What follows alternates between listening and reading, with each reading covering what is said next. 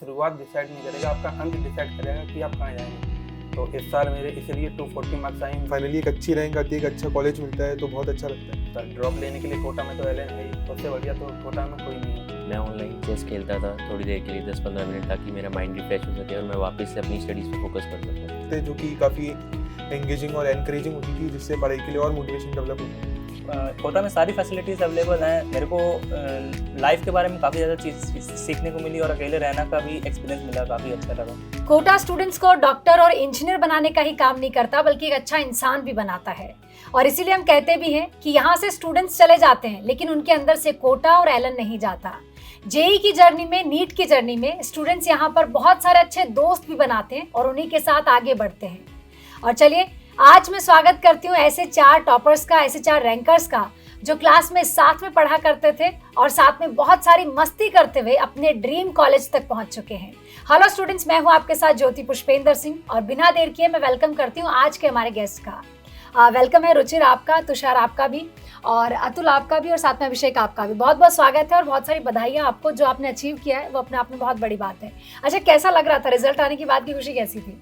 मैं बहुत अच्छा लगा रिजल्ट देख के, क्योंकि इतने लंबे समय से हम जेई की तैयारी कर रहे हैं, तो फाइनली एक अच्छी रैंक आती है, एक अच्छा कॉलेज मिलता है तो बहुत अच्छा लगता है। अच्छा, जो ड्रीम कॉलेज सोचा था वो फाइनली मिल गया? Yes ma'am. कौन से कॉलेज में एडमिशन हो रहा है? Ma'am IIT Guwahati CS। अच्छा, आप कौन से कॉलेज में जा रहे हो और एक कड़ी मेहनत के बाद जब कुछ हासिल होता है वो खुशी कैसी होती है?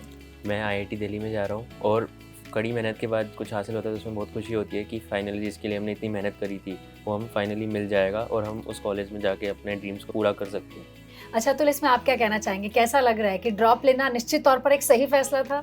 जी बिल्कुल, जैसे कि 1 साल की मेहनत के बाद जब मेरी रैंक आई तो मेरे घर वाले और मेरे दोस्तों को अच्छा लगा, घर वालों को प्राउड फील हुआ, एलन को और सब लोगों को अच्छा लगा। और मैं अपनी ड्रीम ब्रांच दिल्ली में इंटीग्रेटेड CS को पा रहा हूँ, इसलिए आई एम वेरी। अच्छा, आप इसमें क्या कहना चाहेंगे अभिषेक? कैसा लग रहा है? जो सपना 3 साल पहले देखा था वो पूरा होते हुए बहुत दिख रहा है। इसका क्रेडिट मैं एलन को देना चाहूँगा। और मेरी ब्रांच जो मेरे को चाहिए थी वो आर्टिफिशियल इंटेलिजेंस चाहिए थी, तो मेरे को खड़गपुर में AI मिल रही है। अच्छा, बहुत सारे मिथ होते हैं पढ़ने वाले बच्चों को लेकर, क्योंकि हमें ऐसा लगता है कि पढ़ने वाले बच्चे जो होते हैं, अच्छी रैंक लाने वाले जो बच्चे होते हैं, वो पूरा टाइम पढ़ाई ही करते होंगे, बट ऐसा नहीं होता है। यहाँ पर भी दोस्त भी बनते हैं, दोस्तों के साथ मस्ती भी होती है, क्लासरूम में भी मस्ती बहुत सारी होती होंगी। तो अगर आपसे मैं कुछ किस्से जानना चाहूँ, आप चारों एक ही क्लास में थे, एक ही बैच में थे? हाँ अच्छा, कहाँ पे क्लासेस लगती थी? जी, संकल्प 4th फ्लोर। अच्छा, संकल्प बिल्डिंग में। अच्छा, कोई किस्सा आपको याद है, आप बताना चाहोगे अतुल? जी, क्लास में तो ज़्यादातर जब पीरियड ख़त्म हो जाते हैं और लाइक सिलेबस कंप्लीट हो जाता है तो टीचर आते हैं, आपको या मोटिवेशन देते हैं आपको पढ़ाई के लिए, और उसी के साथ आपकी कुछ मेमोरीज भी रह जाती हैं अपने दोस्तों के साथ, बच्चों के साथ, जो आपने क्लास में मज़े किए, आपने फ़न किया जो क्लास में टीचरों के साथ, आपने डाउट डिस्कस किए, सर ने आपको तुकबंदी कुछ बताई, आपको उससे आपकी जो फन मोमेंट्स है वो आपके साथ, आप तो चले जाएंगे कोटा पर वो आपके साथ ही रह जाएंगे। अच्छा, मुझे लग रहा था कि कुछ अलग तरह के किस्से होंगे, पर मुझे एक चीज़ तो समझ में आ गई कि पढ़ने वाले स्टूडेंट्स के लिए ना फन भी उनके डाउट सॉल्विंग में ही है कि हमने कैसे डाउट्स को डिस्कस किया। अच्छा, आप क्या किस्से बताना चाहोगे? क्लासरूम में कितनी मस्ती की अपने दोस्तों के साथ? मस्ती तो खूब करी। एक किस्सा मेरे को याद है कि हम लोग बैठे हुए थे और पूरा हम लोग क्लास चेंज हुई थी रिसेंटली, और जिस क्लास में गए थे उसकी क्लास चेंज हुई थी, तो हम लोग बैठे हुए थे, पूरा पीरियड खत्म हो गया, एक इंसान को हम पहचान नहीं पा रहे थे, वो जनवरी का टाइम था। फिर जब वो क्लास खत्म हुई तो लड़का बाहर जा रहा था, हमने पूछा आप कौन हो, तो बता रहा कि मेरी तो क्लास वही जहाँ पे बैठे हो आप वही है, लेकिन मेरा बैच दूसरा है, उसकी बैच शिफ्ट हो गई है। उसके बाद उसने बताया तो हम लोग भी हंस रहे बहुत ज़्यादा कि अच्छा, ये अनजान स्टूडेंट कौन आ गया? अनजान कौन आ गया, और बोल भी नहीं रहा क्लास में कि हमारा बैच नहीं, हमें जाने दीजिए बाहर, मतलब बोला ही नहीं। अच्छा, क्लास में कभी ऐसा होता है कि टीचर्स पढ़ा रहे हो और कभी आप लोग पीछे से हूटिंग कर रहे हो, ऐसा कभी हुआ है फंडे के दिन या कभी ऐसा होता था जब हमारे बीच में दिवाली के टाइम पे जब बहुत कम बच्चे आते थे तो ज़्यादातर पढ़ाई नहीं होती थी और उस टाइम पे ऐसे ही फन एक्टिविटीज़ होती थी, तो उस टाइम पे ऐसे ही टीचर्स के साथ फन होता था और हम सब एंजॉय करते थे। अच्छा, आपने कितनी मस्ती की क्लासरूम में? कुछ याद है आपको? कोई किस्सा बताओगे? मैम हफ्ते में एक बार फंडे होता था बीच में, तो उस फंडे के अंदर सारे टीचर्स और स्टूडेंट एक साथ मिलके कुछ ना कुछ एक्टिविटीज़ करते थे, जो कि काफ़ी एंगेजिंग और एनकरेजिंग होती थी, जिससे पढ़ाई के लिए और मोटिवेशन डेवलप होता था। अच्छा, स्कूल हो गया, कोचिंग से जो सोचा था वो पाकर जा रहे हो, ऐसे में आगे के लिए कितनी सारी एक्साइटमेंट्स इकट्ठी कर रखी है? क्या कुछ सोच रखा है कि कॉलेज जाके मैं क्या क्या करने वाला हूँ? जैसे कि सबने सोच ही रखा था कि अभी अब पढ़ लेता हूँ, मज़े तो कॉलेज में होंगे ही होंगे, तो कॉलेज में जाके एक तो क्लब और कॉलेज लाइफ तो सबको ही पता है कि वो बेस्ट होती है आपकी ज़िंदगी की पूरी। तो जो 4 साल है वो आपके लाइक गोल्डन पीरियड हो जाएगा आपके लिए, अगर आपको एक अच्छा कॉलेज मिला, क्योंकि आपको टेंशन रहेगी नहीं, आपको प्लेसमेंट्स और सब चीज़ों की, तो आप तो इन्जॉय करेंगे। अच्छा, कॉलेज को लेकर क्या क्या प्लान्स है एग्जैक्टली कि अदर एक्टिविटी जो मेरी हॉबीज़ थी जो मैंने यहाँ पर कंटिन्यू नहीं की वो मैं आगे जाके करूँगा? मेरे को मूवीज़ देखने का शौक़ है, मेरे को घूमने का शौक़ है इधर उधर जगह, तो मैं दोस्तों के साथ जाऊंगा कई जगह घूमने। और जो मेरे वो क्रिकेट खेलने का शौक़ है तो वो भी खेलूँगा, और कुछ क्लब ज्वाइन करूँगा जो मेरे को हॉबीज़ पसंद है वहाँ पे जाके IIT में। आप लोगों के क्या प्लान्स हैं? फ्रेंड्स के साथ स्पोर्ट्स खेलना, IITs में बहुत सारे क्लब्स होते हैं उनको ज्वाइन करना, और अपने फ्रेंड्स के साथ फ्रेंड जोन में मज़े करना। आप क्या बताओगे रुचिर, इसमें क्या कुछ सोच रखा है कि चलो अब बहुत हो गया, डिसिप्लिन मेंटेन किया, एक गोल के लिए, एक सपने के लिए, फाइनली कॉलेज में जाने वाले हो, क्या कुछ प्लान्स हैं आपके? देखिए मैम, मैंने पहले एक खेलने के लिए क्लब ज्वाइन भी करा था, बट ड्यू टू स्टडीज़ मेरे को उसको छोड़ना पड़ा। तो अभी मैं कॉलेज में जाके अगेन एक स्पोर्ट्स का क्लब और एक कल्चरल क्लब ज्वाइन करूँगा और उसके अंदर अपने आप को ग्रो करूँगा। अच्छा, यहाँ पर किस किस ने अपनी हॉबीज़ को कंटिन्यू किया, और क्या पढ़ाई के साथ में अदर एक्टिविटी भी ज़रूरी है? जी, माइंड रिफ्रेशमेंट करने के लिए जब आप दिन भर पढ़ रहे हैं तो आपको शाम को कुछ न कुछ रिफ्रेश करने के लिए कुछ एक्टिविटीज़ ज़रूरी होती हैं। इसके लिए आप या तो अगर आपको घूमना है, आप बाहर 15 से 20 मिनट के लिए आप बाहर टहलने जा सकते हैं। मैं तो ज़्यादातर गाने सुनने का शौक़ है मुझे, तो मैं तो वही 15 से 20 मिनट गाने सुन लिए, जिससे माइंड भी रिफ्रेश हो गया और अगली पढ़ाई के लिए दिन भी अच्छा हो गया। अच्छा अभिषेक, आपको जैसे आपने बताया कि क्रिकेट का बहुत शौक है, क्या कोटा में कभी ऐसा हुआ कि दोस्तों के साथ प्लानिंग करके कि चलो यार खेलने चलते हैं? नहीं, कोटा में तो नहीं खेला। जब माइंड रिफ्रेशमेंट के लिए तो मतलब दोस्त घर पे बात कर लिया, कभी दोस्तों से बात कर ली, लेकिन बाहर खेलने नहीं गए, तो उसमें टाइम ज़्यादा लगता है। टाइम ज़्यादा लगता है। अच्छा, आप लोगों ने क्या क्या हॉबीज़ यहाँ पे कंटिन्यू की? पढ़ने के साथ साथ ऐसी कौन सी चीज़ें थी जो आपने की? मैं ऑनलाइन चेस खेलता था थोड़ी देर के लिए, 10-15 मिनट, ताकि मेरा माइंड रिफ्रेश हो सके और मैं वापस से अपनी स्टडीज़ पे फोकस कर सकूँ। अच्छा रुचिर, आपने क्या किया? मैम, मैं स्टडीज़ के बीच में थोड़ा सा ब्रेक लेता था और बाहर घूमने जाता था, जैसे साइकिल चलाने चले गया, पार्क में चले गया। ऐसे हफ्ते में 1-2 बार मैं चले जाता था, तो उससे मूड रिफ्रेश हो जाता। अच्छा चलिए ये भी बता दीजिए, कौन कहाँ से है? कोटा आना कब तय किया? आप कहाँ से हैं? जैसे मैं आगरा के पास से हूँ, मैनपुरी से। तो जैसे 12th के बाद मैंने अपने होम टाउन से ही की थी। 12th के बाद नहीं निकला तो मैंने यहाँ पे आके ड्रॉप लेने का सोचा, पर ड्रॉप लेने के लिए कोटा में तो एलन है ही, उससे बढ़िया तो कोटा में कोई नहीं है, तो फिर मैंने 1 साल यहाँ पे ड्रॉप लिया। और आपने अभिषेक? मेरा नेटिव प्लेस तो गोरखपुर के पास संत कबीर नगर जिला है, वहाँ पे है, लेकिन अभी मैंने 10th और 12th मैंने कानपुर के पास एक जिला है फर्रुखाबाद, वहाँ से करी। अच्छा, उसके बाद आपने कोटा आना तय किया? उसके बाद मैंने 13 में कोटा आना तय किया था। आप कोटा कब आए थे? मैं कोटा में लास्ट ईयर अप्रैल में आया था अपने 12th बोर्ड देने के बाद, और कोटा में आके एलन मैंने इसलिए चूज़ किया था क्योंकि यहाँ पे सिस्टम काफ़ी स्टेबल है और ये मेरी रैंक इंप्रूव करने में काफ़ी मदद कर सकता था। और रुचिर, आपने कोटा आना कब तय किया और कहाँ से आप हैं? देखिए मैम, मैं जयपुर से हूँ और मेरी पूरी एजुकेशन अजमेर से हुई है। तो 11th के दौरान जब लॉकडाउन चल रहा था तो मैंने इनिशियली यहाँ पे एलन कोटा से ही अपनी ऑनलाइन क्लासेस परस्यू करी थी, और सितंबर के महीने में मैंने डिसाइड करा कि अब मैं यहाँ पे ऑफलाइन क्लासेस ज्वाइन करने आऊँगा। 11th-12th के अंदर मैंने यहाँ पे ऑफलाइन क्लासेस करी, बट उसके बाद मेरी 4420 रैंक आई थी, जिससे मेरे को एक अच्छी कॉलेज के अंदर एक अच्छी ब्रांच नहीं मिल रही थी। देन आई डिसाइडेड कि मेरे को एक और साल देना चाहिए, and then I dropped a year. चलिए, इस पे भी बहुत डिटेल से मैं जानना चाहूँगी, क्योंकि आप लोगों के पास बहुत कुछ है जो आपने अपनी ही चीज़ों से सीखा है और आगे बढ़े हो, और जो मुझे लगता है बहुत सारे स्टूडेंट्स को हेल्प करेगा। लेकिन उससे पहले, क्योंकि हम कोटा की बात कर रहे हैं, अच्छा बाहर रहने वाले स्टूडेंट्स को कोटा कैसे अट्रैक्ट करता है? कोटा के बारे में बाहर से क्या सुना, और जब यहाँ पर आए तो क्या कुछ पाया? जैसे कि जब मैं अपने होम टाउन में था तो 2-4 लोग थे जो यहाँ कोटा ही से पढ़ते थे, तो वो तो बताते कोटा पढ़ाई के लिए तो अच्छी जगह है, पर इसी के साथ अदर हॉबीज़ के लिए जगह तो अच्छी है, पर आप पढ़ाई के लिए जा रहे हैं तो आप पढ़ाई पे फोकस करें। और पढ़ाई के लिए आपके साथ टीचर्स रहेंगे, हर मटेरियल रहेगा, आपके साथ हर सुविधा उपलब्ध रहेगी, जिससे आप पढ़ाई में आपकी मदद होगी और आपकी रैंक इंप्रूव होगी। अच्छा अभिषेक, आपको कोटा शहर कैसा लगा जब पहली बार कोटा में कदम रखा? पहली बार कोटा में आए थे तो मतलब संकल्प में गए थे, एडमिशन कराया था, फिर इधर घूमे थे, यहाँ पे कचौड़ी खाई थी, दही कचौड़ी खाई थी, वो भी काफ़ी बढ़िया लगी थी। और कोटा के बारे में मिथ है कि कोटा का खाना बहुत बेकार होता है, लेकिन वो कोटा का खाना उतना भी मतलब सही होता है खाने में, जैसा मिथ में बताया जाता है वैसा नहीं होता। हाँ, मतलब मोस्टली ऐसा होता है कि लोग किसी भी शहर के बारे में स्पेसिफिक कुछ ना कुछ चीज़ें सेट कर लेते हैं कि अरे वहाँ का खाना अच्छा नहीं है, जबकि कोटा कचौरी बहुत फेमस है। हाँ। अच्छा, आप क्या कहेंगे कोटा के बारे में? कहीं ना कहीं एक ऐसा शहर जहाँ पे आप ही की एज ग्रुप के बहुत सारे स्टूडेंट्स हैं, डिस्ट्रैक्शंस निश्चित तौर पे बहुत सारे हैं, लेकिन बहुत कुछ सिखाता भी है ये शहर। जब मैं पहली बार कोटा में आया था तो काफ़ी सारे स्टूडेंट्स को देखकर मुझे थोड़ा लगा था कि यहाँ पे कंपटीशन बहुत ज़्यादा होगा, लेकिन टाइम के साथ साथ जैसे मैंने यहाँ पे अपनी पढ़ाई करी और अपने बैच में टेस्ट होते थे तो उसमें रैंक आती थी, तो उससे लगा कि हम भी कुछ कर सकते हैं। और जैसे जैसे हमारा ईयर होता रहा, हमारे टेस्ट होते थे और हम फाइनल एग्ज़ाम के लिए तैयारी करते थे, तो हमारा प्रिपरेशन सब सही चलता थी। अच्छा, कोटा शहर के बारे में आपने क्या सुना था दूर से और क्या यहाँ कर पाया? देखिए, मैंने तो नहीं सुना था, but my father was initially confirmed कि मेरे को एलन कोटा के अंदर ही एडमिशन दिलाना है। फिर जब हम फाइनली कोटा आए तो हमें लगा कि it was a dream city, और फाइनली जब मैंने अपनी क्लासेस स्टार्ट करी तो अपने जैसे ही लोगों को देख के आई वाज वेरी हैप्पी कि सबकी स्थिति लगभग वैसी ही है जैसा मैं हूँ। मतलब हर कोई किसी एक ही सपने के पीछे है। Yes ma'am. अच्छा, आप किसके साथ रहे यहाँ पे? अकेले रहे हैं? मैम, मैं अपनी मदर के साथ रहता था एंड मैंने पूरा अपना कोटा का कुरिकुलम अपनी मदर के साथ ही गुजारा। अच्छा, मदर साथ में लाना एक मुझे लगता है बहुत बड़ा एक सपोर्ट हो जाता है। ऐसा लगता है कि घर आप साथ में ले आए हो, माँ है मतलब सब कुछ है। यस मैम, ऐसा लगता था कि मैं अपने होम टाउन के अंदर ही हूँ और मेरे को पूरा सपोर्ट मिलता था अपनी मदर से। मतलब टाइम से खाना मिलना, टाइम से सब कुछ मिलना, और मतलब I was only focused on the studies and nothing else. अच्छा तुषार, इसमें आप क्या ऐड ऑन करना चाहोगे? आप यहाँ अकेले रहे हो और ये 2 साल आपके यहाँ कैसे बीते?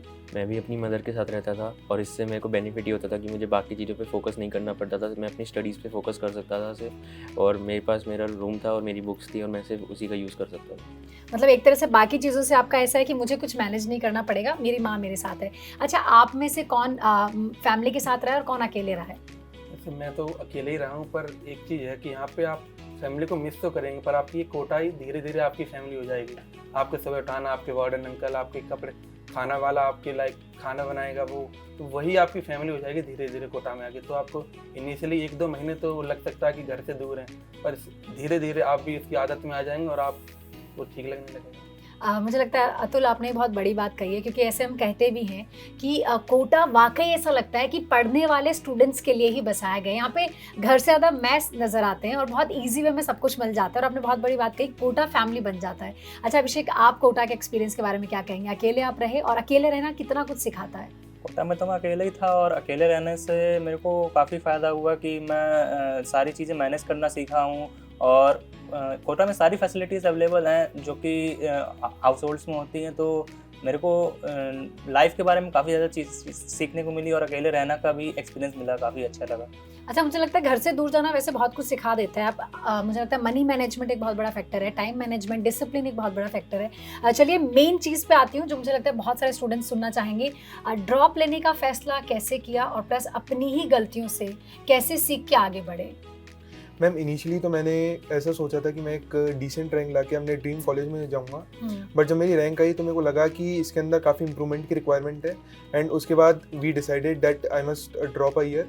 एंड फाइनली जब मैंने यहाँ पे ड्रॉप करा तो मेरे को यहाँ पे काफ़ी अच्छा सपोर्ट सिस्टम मिला, जिसमें अपनी रैंक को इम्प्रूव कर पाया, और फाइनली मैं अपने ड्रीम कॉलेज में आ पाया। चलिए, आज तो वो सपना पूरा हो गया है तुषार, लेकिन एक होता है ना कि जब हम उस जर्नी में होते हैं, ड्रॉप लेने के बाद जब पूरा साल आप पढ़ाई कर रहे थे, कभी लगा नहीं ऐसा कि अगर फिर वही हो गया तो मैं क्या करूँगा, या फिर ऐसा लगा कि यार ये तो मैंने पिछले साल भी पढ़ा है? तो मतलब कभी सेल्फ डाउट आया तो खुद को कैसे मोटिवेट किया? ऐसे सेल्फ डाउट बहुत आते थे, कभी कभी बैगेज ऐसा लगता था कि दोबारा से सब कुछ वही पढ़ना है, लेकिन मोटिवेशन यही था कि जो लास्ट ईयर गलतियाँ हुई थी और जो लास्ट ईयर थोड़ा सा रैंक में कमी रह गई थी, उसे इम्प्रूव करना है और नेक्स्ट ईयर अपने ड्रीम कॉलेज में जाना है। तो निश्चित तौर पर इंसान उस पूरी जर्नी में उसको खुद को ही पता हो सकता है कि वो कितनी मेहनत कर रहा है या फिर वो क्या कुछ सोच रहा है। अच्छा, इसमें अतुल आप क्या कहना चाहोगे? जैसे कि लास्ट ईयर तो मैंने घर से तैयारी की थी, तो मेरे 48 मार्क्स थे, और जब मैं अपनी क्लास में आया तो इनिशियली तो बच्चे like most of the students are ahead of me, उनको ज़्यादा पता था मुझसे। पर एक चीज़ है कि आपका शुरुआत डिसाइड नहीं करेगा, आपका अंत डिसाइड करेगा कि आप कहाँ जाएंगे। तो इस साल मेरे इसलिए 240 मार्क्स आए जेईई एडवांस, और आप ऐसे ही सब सपोर्ट करेंगे आपके ऊपर, आप लगे रहना है, कंसिस्टेंस बनाए रहेंगे तो आपके मार्क्स इंप्रूव होंगे। मुझे लग रहा है तुषार आप बुक्स बहुत पढ़ते हो और बहुत अच्छी बीच बीच में मोटिवेशनल बातें भी हमें बता रहे हो कि शुरुआत आपका डिसाइड नहीं करेगा, अंत आपका डिसाइड करेगा कि आप जिस जर्नी में थे वो वाकई कितना वर्थ इट है। अच्छा अभिषेक, आप क्या कहना चाहेंगे? ड्रॉप लेने का फैसला कितना सही लग रहा है आज जब रिजल्ट के बाद में एक अच्छा कॉलेज आपको मिल गया है? ड्रॉप का फैसला मैंने पिछले साल जेईई एडवांस से थोड़ा पहले ही ले लिया, सोचा था लेने का, क्योंकि मेरे को दिख गया था कि इस साल उतनी अच्छी रैंक नहीं आने वाली, लेकिन मेरे को पता था कि अगले साल मैं क्या करना चाहिए, क्या स्ट्रेटजी करनी चाहिए और क्या कैसे करना, और मेरे को मालूम था कि मैं ये कर लूँगा तो मेरी रैंक बहुत अच्छी आ जाएगी। तो मैंने टीचर्स के ऊपर ब्लाइंडली फॉलो किया था और जो क्लासेस सारी अटेंड करी थी, सारे टेस्ट दिए थे, टेस्ट को एनालाइज किया था और रेगुलरली होमवर्क किया था और रेगुलरली रिवाइज करते रहा, तो धीरे धीरे मेरी रैंक आई थी। अच्छा, बहुत सारे स्टूडेंट्स ऐसे हैं जो खुद को खुद पहचान लेते हैं कि मैं कहाँ स्टैंड करता हूँ, और हर कोई ड्रॉप नहीं लेता। मुझे लगता है ड्रॉप वही लेता है जिसे पता है मैं नेक्स्ट ईयर इससे इम्प्रूव कर लूँगा। ऐसे में अगर रुचिर आप एडवाइस करना चाहो उन स्टूडेंट्स को जो किन्हीं वजह से इस बार अच्छा नहीं कर पाए लेकिन अगले साल के लिए तैयारी करना चाहते हैं, आप उन्हें क्या एडवाइस करना चाहोगे? ऐसी कौन सी गलतियाँ हैं जो उन्हें नहीं करना चाहिए? देखिए, सबसे पहले मैं कहूँगा कि आप अपनी होप मेंटेन करके रखें, साथ ही साथ अपनी कंसिस्टेंसी मेंटेन करके रखें, क्योंकि कंसिस्टेंसी इज़ अ वेरी की फैक्टर। आपको 12 महीने तक सेम मोटिवेशन से पढ़ना होगा। हो सकता है किसी दिन लो हो, किसी दिन हाई हो, बट आपको उन सबको छोड़ के अपने थ्योरी पे, अपनी क्लासेस के ऊपर, अपने होमवर्क को, अपने डिसिप्लिन को एक काफ़ी लंबे समय तक के लिए मेंटेन करना होगा। और ये जो कुरिकुलम रहता है ये 7 से 8 महीने का रहता है। इसके अंदर अगर आप एक अच्छे लेवल तक पढ़ाई कर लेंगे तो आपको आगे कुछ सोचना नहीं पड़ेगा। अच्छा, आप इसमें क्या ऐड ऑन करना चाहोगे? क्या अपने जूनियर्स को एडवाइस करना चाहोगे? ऐसी कौन सी चीज़ें जो उन्हें रिपीट नहीं करना है, क्योंकि 1 साल वो खुद को पहचान चुका है, मैं कहाँ कम हूँ, मैं कहाँ ज़्यादा हूँ, कौन सी मिस्टेक्स मेरे से बहुत ज़्यादा हो रही है। ऐसे में आपने क्या एग्जैक्टली प्लान को फॉलो किया? क्या कुछ ऐसे तय करके रखा था कि इस बार मैं ये नहीं करूँगा? कि मैं यूज़लेस चीज़ों पे टाइम वेस्ट नहीं करूँगा। जो मेरे एग्ज़ाम में आते हैं या फिर जो मेरे एग्ज़ाम से रिलेटेड है, मैं सिर्फ उन्हीं चीज़ों पे फोकस करूँगा और यूज़लेस स्टफ्स को अवॉइड करूँगा और अपने पीयर्स ग्रुप को ज़्यादा इंपॉर्टेंस दूँगा। जो वो टॉपिक्स कर रहे हैं उनके साथ उसको कवर करता चला जाऊँगा, ताकि कोई बैकलॉग्स ना हो और कोई बैगेज ना बने, और टाइम के साथ साथ सब कवर होता चला जाएगा। रेगुलर मॉक टेस्ट दूँगा और जिससे मेरे को अपनी परफॉर्मेंस एनालाइज कर सकूँगा और फाइनल एग्ज़ाम के लिए प्रिपरेशन अच्छे से हो सकेगी। अच्छा, तुषार ने जो भी मॉक टेस्ट मेंशन किया, अतुल आप इसमें क्या कहना चाहोगे? ड्रॉप लेने के बाद मॉक टेस्ट कितना हेल्प करते हैं आपको आगे बढ़ने में और अपनी परफॉर्मेंस को इम्प्रूव करने में? जो मॉक टेस्ट जो आप खुद देते हैं, एक तो वो आपका डिसिप्लिन बताता है कि आप खुद डिसिप्लिन तैयार हैं कि हम जेईई की प्रिपरेशन कर रहे हैं, और उसके लिए वो जो मॉक टेस्ट है आपको जो पेपर होगा उसकी फैमिलियरिटी बताता है, आपका टाइम बाउंड प्रैक्टिस बढ़ाता है जिससे आपकी टाइमिंग ठीक हो, क्योंकि ज़्यादातर बच्चों को देखा क्वेश्चन तो बन रहे हैं पर टाइम नहीं मिला, तो उससे टाइम भी फिर इम्प्रूव होगा आपका। अच्छा अभिषेक, आपका सक्सेस मंत्रा क्या रहा? आपके जूनियर्स ऐसा क्या ना करें ताकि जो उनका फैसला है वो सही साबित हो, परिणाम अच्छा आए? दिन का काम जो मिला है वो उसी दिन कंप्लीट करना है, अगले दिन के लिए कुछ भी नहीं छोड़ना, क्योंकि वो अगला दिन कभी नहीं आता है। और जो डिस्ट्रैक्शंस होते हैं, दिल से मालूम होता है कि ये करना चाहिए कि नहीं करना चाहिए। जब दिल कहता है कि ये ना करें तो ये ना करें, वो सही होता है। अच्छा, जैसे आप चारों ही दोस्त हो, एक ही बैच से पढ़कर गए हो और आज फाइनली अपने अपने सपने पूरे कर रहे हो, ऐसे में एक सही दोस्त कितना ज़रूरी है? क्या दोस्त चूज़ करते समय हमें ध्यान रखना चाहिए? और ये पीयर ग्रुप, ये दोस्ती का जो माहौल है, कितना हेल्प करता है आपको पढ़ने में? जब आप अलग अलग लोगों से बात करते हो तो आपको डेफिनेटली अपने जैसे लोग मिलते हैं जिनके साथ आप फ्रूटफुल पढ़ाई कर सकते हैं, साथ ही साथ उनके सपने और आपके सपने लगभग बराबर ही रहते हैं। और इन सबको अगर आप एक साथ अपनी पढ़ाई के साथ लेके चलेंगे तो आपको बहुत बेनिफिट मिलेगा। जैसे कि आपको क्लास के अंदर कई सारे ऐसे डाउट्स होते हैं जो कि आप टीचर से नहीं पूछ सकते हैं, बट अगर आप अपने दोस्त से पूछ लेंगे तो हो सकता है उसको भी सेम डाउट हो, या फिर उसको सेम डाउट नहीं होगा तो वो आपको क्लियर कर देगा, या फिर आप सब टीचर के पास अपने कॉमन डाउट लेके जाएंगे। तो ऐसे काफ़ी सारे डाउट्स होते हैं जो कि इटसेल्फ रेक्टिफाई हो जाते हैं, और ऐसे काफ़ी सारे डाउट्स होते हैं जिनको डिस्कशन करने से अपने दिमाग के अंदर वो चीज़ें परमानेंटली सेट हो जाती है। साथ ही साथ जो दोस्त होते हैं वो इस तैयारी के अंदर जो आपका फोकस लेवल होता है उसको भी काफ़ी हाई मेंटेन करने में हेल्प करते हैं, और जो बीच बीच में डिस्ट्रैक्शंस आते हैं उनको भी अवॉइड करने में हेल्प करते हैं। बीच बीच में हो सकता है कि आप डीमोटिवेट भी हो जाएं, बट जब आप अपने दोस्त से बात करेंगे तो उससे आपका वो वाला मूड भी लाइट हो जाएगा और आप वापस से अपनी पढ़ाई को फोकसफुली स्टार्ट कर पाएंगे। मुझे लगता है रुचिर ने वो सारे बेनिफिट्स बता दिए हैं जो एक पीयर ग्रुप, एक अच्छा दोस्त आपको देता है। तुषार, फिर भी आपके एक्सपीरियंस से जानना चाहूँगी, जो आपने अनुभव किया है, दोस्त आपको किस किस वे में हेल्प करते हैं और एक सही दोस्त होना कितना ज़रूरी है? दोस्त आपको मोटिवेट भी कर सकते हैं, डीमोटिवेट भी कर सकते हैं। लाइक अगर वो आपसे ज़्यादा ला रहे हैं तो आप डीमोटिवेट भी हो सकते हो, या फिर मोटिवेट भी हो सकते हो कि अगले टेस्ट में मुझे उससे ज़्यादा लाने हैं। दोस्त आपके डाउट्स भी सॉल्व करने में हेल्प कर सकते हैं, या फिर आप भी उनकी हेल्प कर सकते हो इन रिटर्न। तो अच्छे दोस्त होना बहुत ज़रूरी है, जिससे आपकी प्रिपरेशन और एनहांस हो सकती है और आपकी फाइनली रैंक और अच्छी आ सकती है। अच्छा, क्लासरूम में ऐसा होना मुझे लगता है बहुत कॉमन होगा अतुल, की कभी आपके मार्क्स ज़्यादा आए या कभी इनके आए, तो कभी पता चला अगली बार इनके कम आ रहे हैं और आपके ज़्यादा आ गए। ऐसे में क्या एक कंपटीशन बना रहता है क्लासरूम में, और क्या मस्ती मजाक भी चलती है कि देख इस बार मैंने अच्छा किया है, और मतलब एक ऐसा होता है माहौल? कि दोस्तों में जो साथ पढ़ रहे हैं, एक ही बैच में तैयारी कर रहे हैं, तो एक हेल्दी कंपटीशन तो होता ही है कि मुझे इससे ज़्यादा लाना है, उससे ज़्यादा लाएं। पर एक चीज़ है, जब अगर उसके ज़्यादा आ रहे हैं तो आप उससे मोटिवेशन लें, उससे सीखें कि उसने क्या किया कि उसके आपसे ज़्यादा आ रहे हैं, तो आप कोशिश करें और आपके भी उससे ज़्यादा आ सकते हैं। और नंबर तो हंसी मजाक दोस्ती में चलता ही रहता है कि किसके ज़्यादा आ रहे हैं किसके नहीं। अच्छा, पीयर ग्रुप कैसे हेल्प करता है, आपको क्या लगता है अभिषेक? नंबर अगर दोस्त के ज़्यादा आ रहे हैं तो हमें वो कंपटीशन मिलता है कि हमें अब अगली बार और अच्छा करना है, और अगर हमारे ज़्यादा आ रहा है तो हमें उस रैंक पे फर्स्ट रैंक पे बने रहना है हमेशा। अगर हमारे उससे ज़्यादा आ रहा है, फर्स्ट रैंक आ रही है, तो ये कंपटीशन हमें हेल्प करता है काफ़ी ज़्यादा तैयारी में। अच्छा, कंपटीशन साथ में मुझे लगता है टक्कर देने वाला हो, ये ज़रूरी होता है। आप में से कौन बताना चाहेगा? जैसे हम कहते भी हैं कि एलन वाकई आपको किसी टफ कंपटीशन की जब प्रिपरेशन करवाता है तो उसके साथ में टफ कॉम्पिटिटिव होना ज़रूरी है, और जो शायद आपको एलन क्लासरूम प्रोवाइड करवाता है कहीं ना कहीं एक स्ट्रॉन्ग पीयर ग्रुप जो एक दूसरे को आगे पीछे लेते हुए अपनी जर्नी पूरी करते हैं। क्या मानते हैं आप? देखिए मैम, जो पीयर ग्रुप होता है वो अपनी तैयारी में काफ़ी स्ट्रॉन्ग रोल प्ले करता है, बट उस कंपटीशन के बीच में आपको ये बात मेंटेन करनी पड़ेगी कि आप नेगेटिव कंपटीशन में ना जाएं। मतलब आप ये ना सोचिए कि उसके ज़्यादा आ रहे हैं तो मैं कभी ज़्यादा नहीं ला सकता।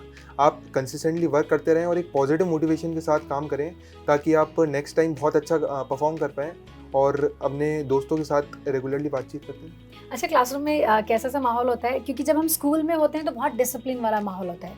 ऐसे में कोचिंग में मुझे लगता है कि एलन की जितनी मैं बात करूं कि यहाँ के फैकल्टीज बहुत कोशिश करते हैं कि स्टूडेंट का इंटरेस्ट कंटिन्यू पढ़ाई में बना रहे। अगर एक दिन पढ़ के गए तो दूसरे दिन क्लास में आने का मन करे, ऐसा आपने एक्सपीरियंस किया? जी बिल्कुल, जैसे कि यहाँ पे 1.5 घंटे की पर क्लास होती है तो टीचर कुछ जोक्स या कुछ सिलेबस के हिसाब से कुछ आपको बताता रहेगा कि आपका मन लगा रहे, आपका ध्यान ना भटके, जिससे कि आपको वो टॉपिक में लगे रहें और आप पढ़ सकें उसको। अच्छा अभिषेक, स्कूल से निकलने के बाद आप कोचिंग में आए तो पढ़ाने के तरीके में कितना डिफरेंस पाया? डिफरेंस तो काफ़ी ज़्यादा था, क्योंकि यहाँ पे हाईली एक्सपीरियंस टीचर्स थे और तरीका भी अलग था, क्योंकि स्कूल की पढ़ाई हमारी थ्योरेटिकल मेनली होती है और ये कॉम्पिटिटिव एग्ज़ाम है। यहाँ पे हमें आगे बढ़ना है, सबसे आगे निकलना है। ये एलिमिनेशन का एग्ज़ाम है, ना कि सिलेक्शन का एग्ज़ाम है, तो हमें तैयारी के लिए मेहनत काफ़ी ज़्यादा करनी पड़ी थी as compare to school exam. School exam में तो पेपर से 10 दिन पहले पढ़ के 15 दिन पहले पढ़ के निकल जाता था।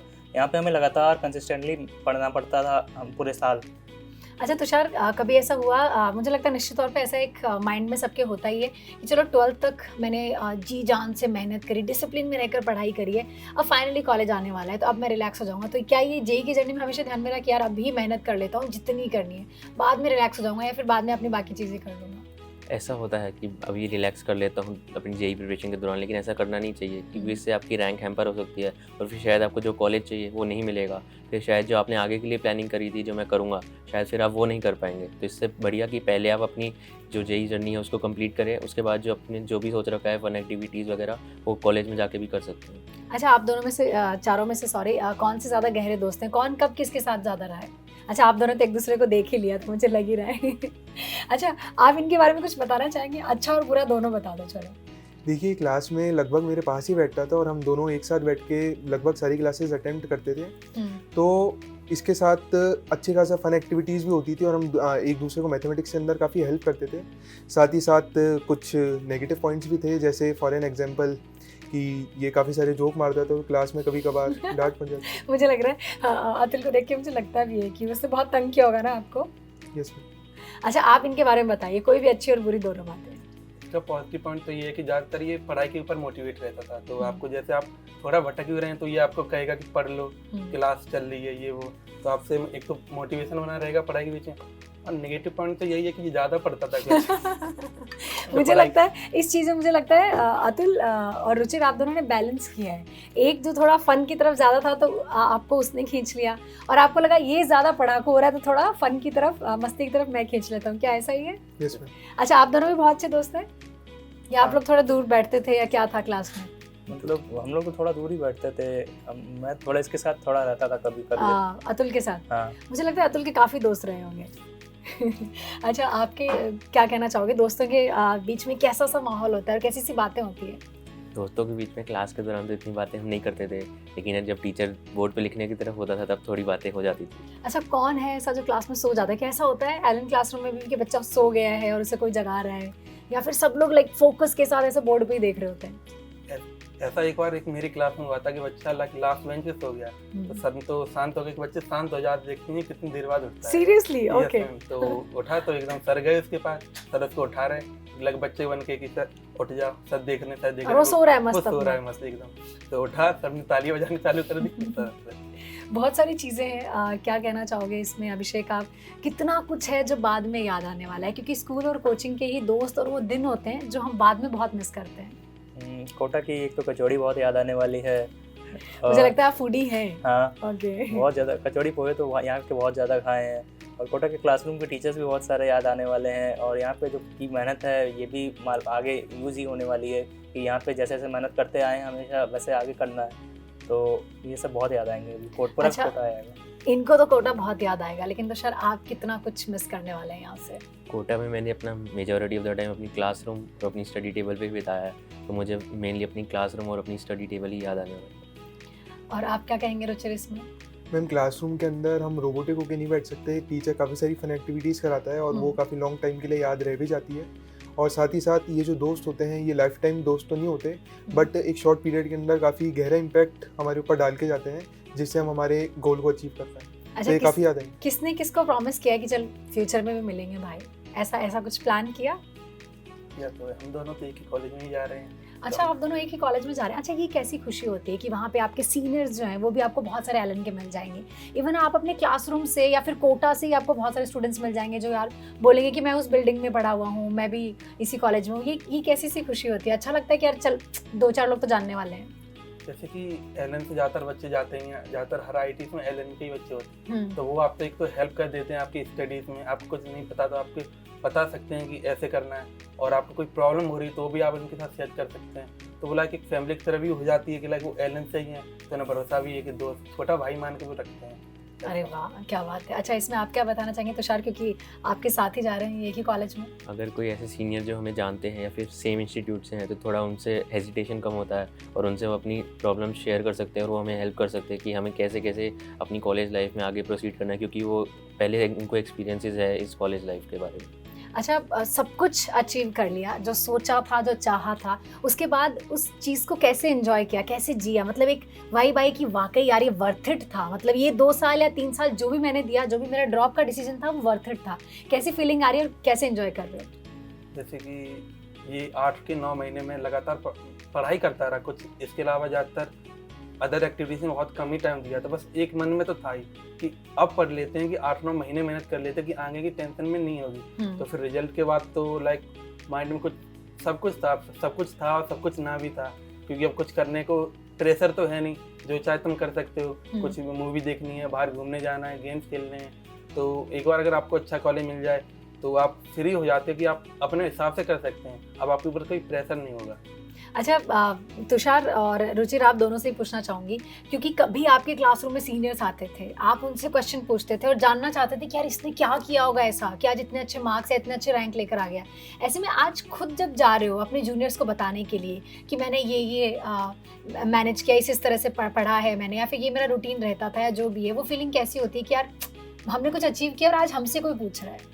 मैम वो बहुत अच्छी फीलिंग होती है। जैसे पहले सीनियर्स हमारी क्लास में आते और ये बताते थे कि उन्होंने वो फेट कैसे क्या achieve कभी ऐसे सोचा था कि एक दिन मैं भी यहीं खड़ा मिलूंगा? मैंने सोचा तो था, बट ये रियलिटी में आज तब्दील हुआ है। आज तब्दील हुआ और तब जाके फाइनली लग रहा है। अच्छा, कैसी वो फीलिंग है? मैम बहुत अच्छी फीलिंग है। जैसे लगता है कि हमने भी कुछ अचीव करा है, ताकि हम दूसरे को बता पा रहे हैं कि हमने ये काम करा है, और खुद से सेल्फ जो डिसीजंस लिए थे वो भी आज वर्थफुल प्रूव हो रहे हैं। अच्छा तुषार, आप क्या कहोगे, कैसा लग रहा है, कैसे एंजॉय कर रहे हो? मैंने ऐसा सोचा तो नहीं था कि जब मैंने अपने सीनियर्स को देखा था वो क्लास में गाइडेंस देने आते थे कि मैं भी अगले साल जाऊंगा, लेकिन अब मैं जा रहा हूं तो अच्छा लग रहा है कि मैं भी जूनियर्स को अपनी इनपुट्स इनसाइट कर सकता हूं और वो इससे कुछ लर्निंग ले सकते हैं। अच्छा, कितनी उत्सुकता से जब भी आप लोग सेशंस में जा रहे हो, कितनी उत्सुकता से बच्चे पूछते हैं जो आपके जूनियर्स हैं? कोई 1-2 क्वेश्चन बताना चाहोगे कि मोस्टली क्या पूछते हैं स्टूडेंट्स? मोस्टली पूछते हैं आपका शेड्यूल क्या था, और ये पूछते हैं कि आपने रिवाइज कैसे किया था या आपका बैकलॉग कैसे क्लियर हुआ था। तो मोस्टली यही उत्सुकता थी हमें भी। जब हमारे सीनियर्स आए थे हम लोगों ने भी ऐसे सवाल पूछे थे कि आप क्या करते थे, कैसे क्या जाते थे, ये बुक करनी है, वो बुक करनी है, तो यही सब पूछा था। अच्छा, आप क्या बताना चाहोगे, कैसा लग रहा है अभी जब सेशंस में जा रहे हो, जब स्टेज पे खड़े हो या फिर क्लासरूम में खड़े हो और अब कुछ बताने को है, क्योंकि हमने कुछ अचीव किया है? क्योंकि अब तो जब आप कोई अचीव कर लेते हैं तो आप बच्चे आपकी बात सुनेंगे, जब आप जो बोलेंगे वो आपको फॉलो करेंगे ब्लाइंडली। तो हम जाते हैं तो बच्चे, अब हम देखते हैं कि ये वही हैं जो हम थे पहले, कि जब हमारे सीनियर्स आके हमको बताते थे अब हम इनको बता रहे हैं, तो फिर वो अच्छा तो लगता ही है कि बच्चों को हम बता रहे हैं, बच्चों को डाउट बता रहे हैं कैसे वो अपना रैंक और अपने नंबर इम्प्रूव कर सकते हैं। अच्छा, बहुत सारे ना स्टूडेंट्स ऐसे भी कहते हैं कि यार टॉपर्स ना, रैंकर्स ना सारी बातें सच नहीं बताते हैं।